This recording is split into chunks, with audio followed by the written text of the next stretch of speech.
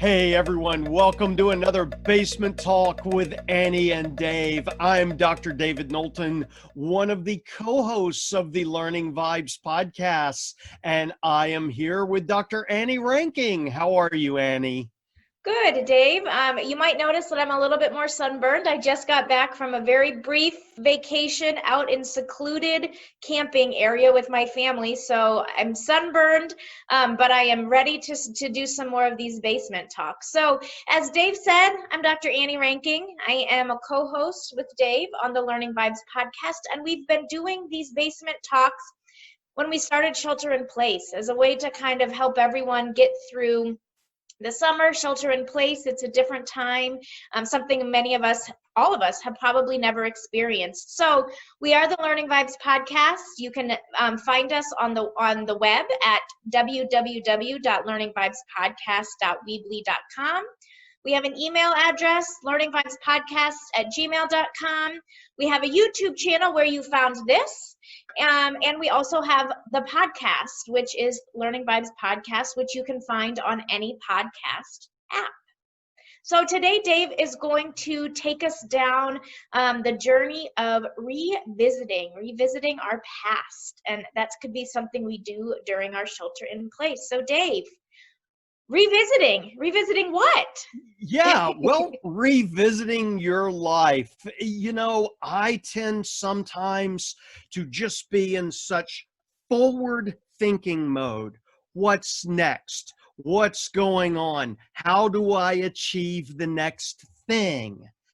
That I sometimes forget that there is value in looking back. And there's a lot of value in revisiting a wide variety of things. And as you are trying to develop your own learning, your own sense of artistry, your own future planning, take the time to look back and revisit.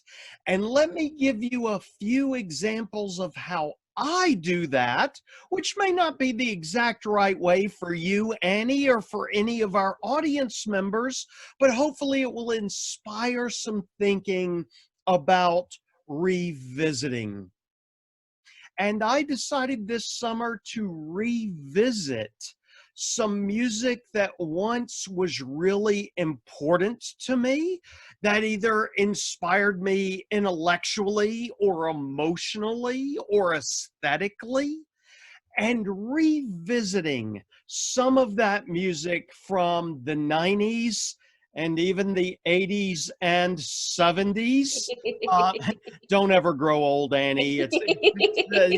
But yes, 80s and 70s has been a nice impetus for me of rethinking, how did I get to where I am now?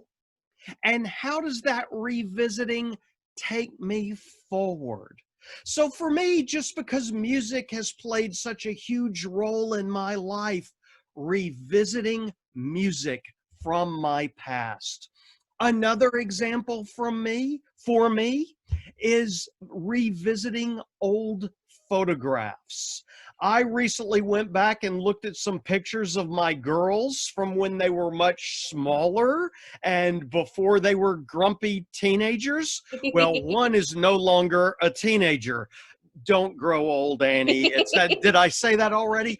But when my girls, when they were little kids, and looking at those photographs and thinking about who I was then as a father and an educator, and how that revisiting can move me forward.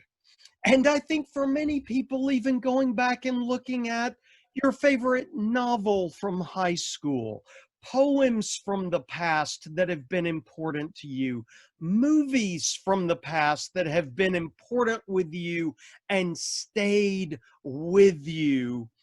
And that type of revisiting can be a great impetus for taking stock of where you are now, how you got there, and what your next steps are as a lifelong learner, as a creative being, and as an artist. So, revisiting the past to see where you are now, to propel yourself into the future. I don't know, Annie, are you a particularly sentimental person? Do you do a lot of revisiting?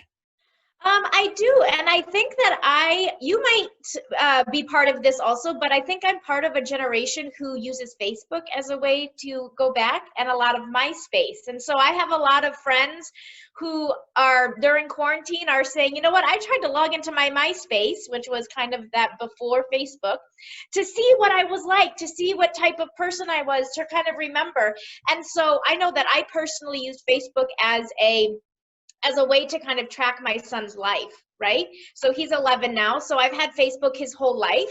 And so it's kind of like my own virtual scrapbook for him. So definitely, I think that those late nights, you're just scrolling through any type of social media that you may be collecting your photos at. So I'm definitely someone who goes back and looks at photos. I don't really collect anything else, but the photos is something that I really think when you look at the picture, you can kind of take yourself back there. And part of that, I think, is going into that idea of learning, that we figure out how much we've overcome. I think that's a big part too. So recently, when it hit 2020, there was a thing on social media like, what have you done in the last 10 years, right? So like and thinking about all of the things I've done in 10 years, I was married, divorced, had a baby, got married again, became a step, right? And so like just thinking about, I was such a different person, and I've learned and I've grown and I've become who I am today. And I think that's part of that growth that you're learning and reminiscing, but also knowing how far you've come.